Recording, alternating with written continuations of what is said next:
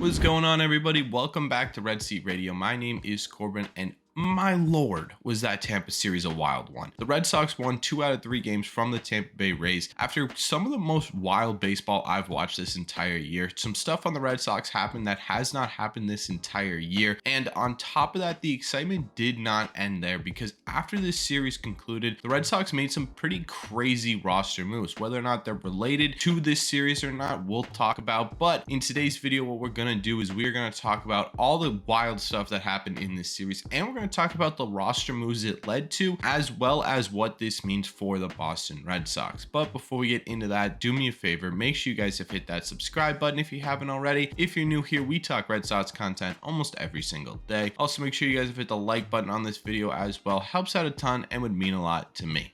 Thank you all very much for clicking on this one. Let's get into it. So let's start with the highlights of this series. And normally what I do for the highlight reel portion of a series recap is I kind of go over everything, right? The good, the bad, the ugly. But because there's so much to talk about in this video, I'm going to just stick to the top line highlights, mostly because I don't want this video to be 100 hours long. So there may be 1 or 2 things that I miss in this series recap.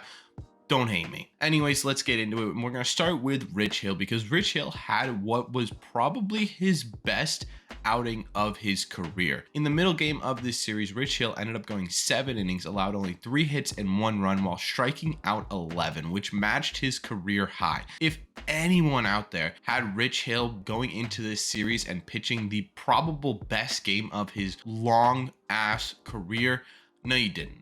That was absolutely baffling. I actually was at that game, and me and my brother were just shocked that Rich Hill was just kept going. But good for Rich Hill. That was vintage Rich Hill, and it was cool to see. So good for you, but that came out of absolutely nowhere. Trevor Story also came back in this series. He ended up going 1 for 3 in the one game that he did play in with an infield hit, but he was making decent contact. So I'm excited to get Trevor Story back, not only because of the power that he brings to the Red Sox lineup, but because of the defense too. While he was gone, defense really took the spotlight as being one of the sore spots on this Red Sox team, and having him back should help with that problem. In this series as well, JD Martinez and Xander Bogaerts went deep in this series. Not only was that JD's first home run since July, and the beginning of July at that, but it was an absolute tank job, hitting in almost the center field mark, and that was kind of some vintage JD swinging. And Xander Bogaerts hit a 3-run home run in this series as well, and it finally looks like Xander's kind of coming around and putting it all together. He'd been hurt for so long, it feels so good to see him do stuff like this. It was his second home run in 3 series. He had 5 hits in this series. He had 1 home run and 4 RBIs. So a big series for Xander, and it feels really good. And honestly, it's a little nostalgic in both a good and bad way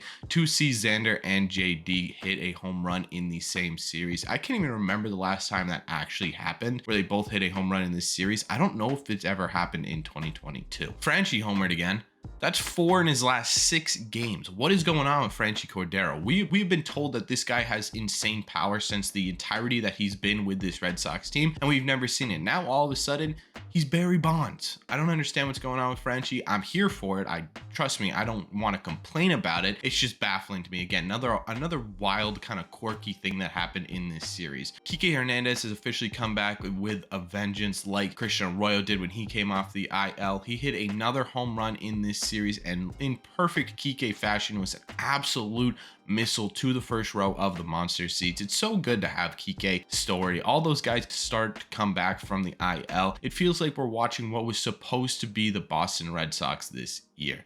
Now, the only bad highlight that I'm going to talk about in this series recap is the bullpen, because the bullpen was extremely shaky in this series. You got the middle game mostly because of Rich Hill, but the first and the third game, the first game was much closer than it should have been, and the third game got away from you much faster than it should have. And it's because, not just because the bullpen was bad, but because 3 specific guys were bad. Between Brazier, Austin Davis, and Sawamura, those 3 guys alone let up all of the runs in this series from the bullpen and combined for 9 total earned runs in 2 games. And that is not something that should happen. And for the most part on this channel, this is what we're used to, right? We are used to guys like Brazier, like Sawamura coming in and blowing ball games, and we complain about it probably every single recap video. We talk about why this is happening and whether or not this front office will ever do anything to change that. And for the first time this year, we have confirmation that they want to improve their bullpen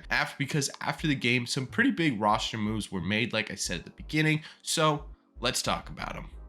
Following last night's loss to the Tampa Bay Rays, the Red Sox made some pretty wild roster moves. They decided to DFA Hirokazu Sawamura and Austin Davis almost immediately after the game ended, and it kind of surprised me a little bit. Not because I don't think these guys shouldn't have been DFA'd, but in my opinion, if you're looking at Hirokazu Sawamura, who probably should have been DFA'd. We've been talking about him all year. He had some fairly decent stretches, but he had way more rocky spots than he had decent stretches. And it just seemed like it was about time to get him out of the game. He was a workhorse for a little bit for us. He only really can pitch with a clean inning. There were a lot of stipulations that came with Sawamura. So I wasn't surprised by the Sawamura DFA. I was surprised by the Austin Davis DFA, mostly because he had a little over a 1 ERA for the first half of this year, but since July his ERA has jumped up to about 7. So I'm wondering if there's something going on behind the scenes, because in my opinion, if you're looking at the bullpen, Brazier is much less reliable,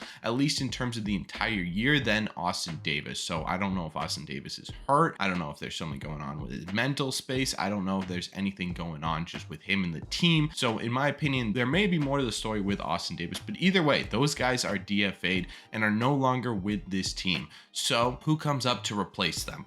Well, the 2 pitchers called up were Zach Kelly and Caleb Ort. We've already seen Caleb Ort at a big league level, and it hasn't been exactly fantastic, but I think if you actually watch him pitch, there is a little bit to be excited about. His stuff is kind of nasty, and he does have a lot of movement on his pitches, and obviously the Red Sox agree with that statement. They think that there's something more here for Caleb Ort. This is also probably the prime time to start trying out some of these AAA guys, almost like a tryout to see if any of them are good fits on the major league club, and maybe there's another John Schreiber sitting in the wings waiting for his chance to get to the big league club, and I think that's what they're kind of trying to do. Caleb Ort has experience, may get a little bit of a longer look in the last couple of months of the season, so Caleb Ort makes sense. Zach Kelly is the interesting one. It's the first time we're seeing Zach Kelly at a big league level. Now, Zach Kelly, we've already made an entire video on why Zach Kelly should have been called up, but this is a good sign. He was one of the most reliable relievers for Worcester the last 2 years. He's a free agent at the end of this year, so much like Caleb Ort, this will probably be a tryout of sorts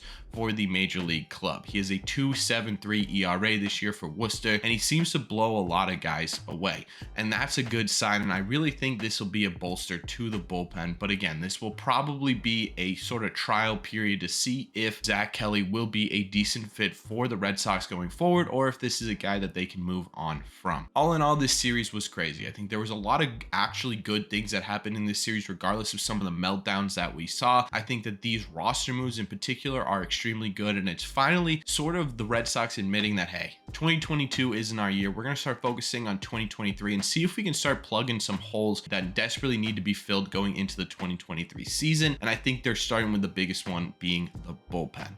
Let me know in the comment section down below, what you guys think of this series? What do you guys think of all the wild stuff that went down in this series? What do you guys think of these roster moves? They're absolutely insane. I know there was a lot in this video, so break it down into 2 parts. Let me know what you guys think of everything down below.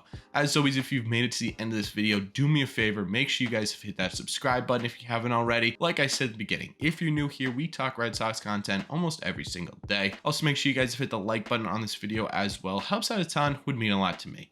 Finally, if you enjoy this video a ton, make sure you share this with a friend or family member who loves the Red Sox as much as you do, because that ultimately is the best thing you can do for this channel. Thank you all very much for clicking on this one, and I will see you in the red seat.